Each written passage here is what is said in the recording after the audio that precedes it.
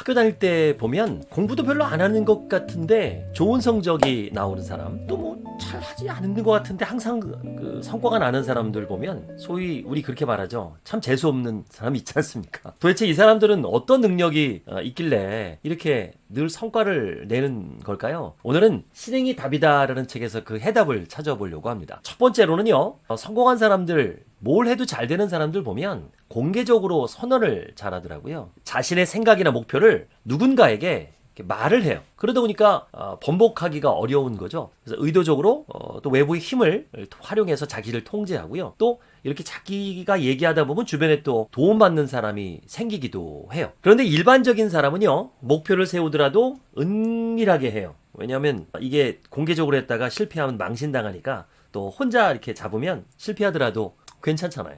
이러니까 작심삼일로 끝나는 거죠. 이에 관한 유명한 실험이 있었습니다. 심리학자 스티븐 네이스는요, 목표 공개 여부에 따라서 학생들의 성적에 어떤 변화가 있는지 살펴봤거든요. 먼저 학생들을 세 그룹으로 나누고요.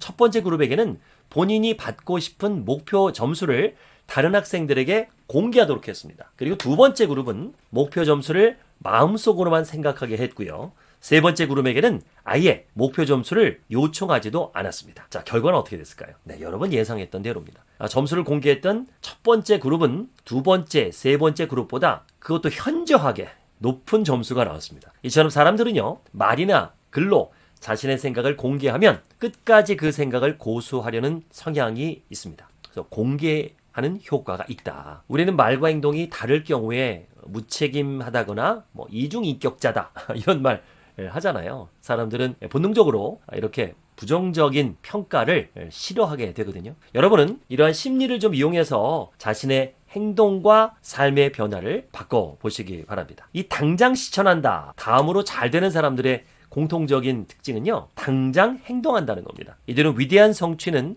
행동으로서 이루어지고 실천하지 않으면 아무것도 달라지지 않는다고 철석같이 믿고 있거든요. 경영 컨설턴트인 혼다케는요, 부자들의 생활 습관을 연구하기 위해서 일본 국세청 고액 납세자 명단을 확보해서 그 가운데 100만 장자 이상 되는 사람 12,000명을 대상으로 인터뷰와 설문조사를 실시했습니다. 야, 대단하네요. 이거 어떻게 얻었지? 고액 납세자? 야, 이거 되게 어려운 건데.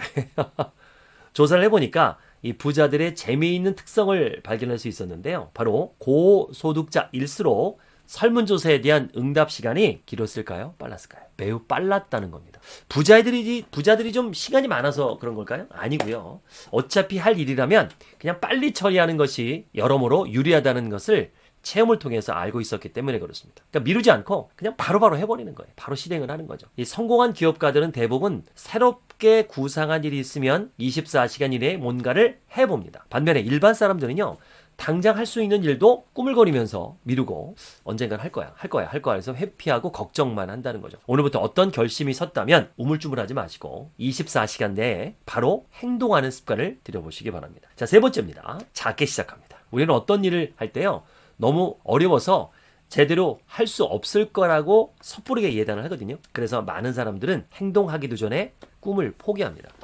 반면에 뭘 해도 잘 되는 사람은 좀 달라요. 그들은 아무리 어려운 일이라도 당장 손쉽게 할 수 있는 작은 일부터 찾아내려고 노력합니다. 결국 이들은요, 작은 일부터 시작해서 모두가 불가능하다고 여기는 큰 일을 해내고 맙니다. 도저히 엄두가 나지 않는 일이 있다면 일단 작은 일로부터 시작해 보시기 바랍니다. 이때 엉망으로 해도 좋다라는 생각을 가지셔야 돼요. 저도 좀 비슷해요. 이렇게 보니까 저도 이렇게 뭔가 목표가 있으면 막 떠버리고 다니거든요. 일단 저는 늘 얘기하는 게 3년 이내에 해외에 라이브 커머스를 알리고 또 주변에 훌륭한 분들과 함께 신사유담처럼 해외로 나가겠다는 얘기는 막 떠벌리고 다닙니다. 그랬더니 벌써 같이 갑시다 하는 분이 두 분이 생겼어요. 얘기를 하니까 실천을 하게 되죠. 그리고 이제까지 막 제가 선언했던 거는 대부분 이룬 것 같아요. 그리고 또 행동이 좀 빠르고요. 또 작은 것부터 시작을 하게 됩니다. 일단 시작하는 거예요. 일단 작은 일 하나부터 행동을 옮기면 자신감이 좀 생기거든요.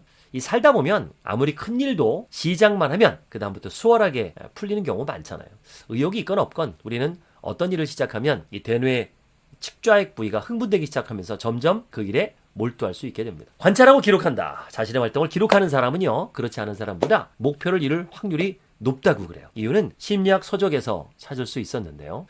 누군가 행동을 관찰하거나 기록하기만 해도 이 사람들의 행동이 달라지는데 이를 심리학에서는 반응성 효과라고 부릅니다. 또 반응을 유도하기 위해서 자기 행동을 자기가 관찰을 하고요. 또 기록하고 이걸 수정하는 경우가 있어요.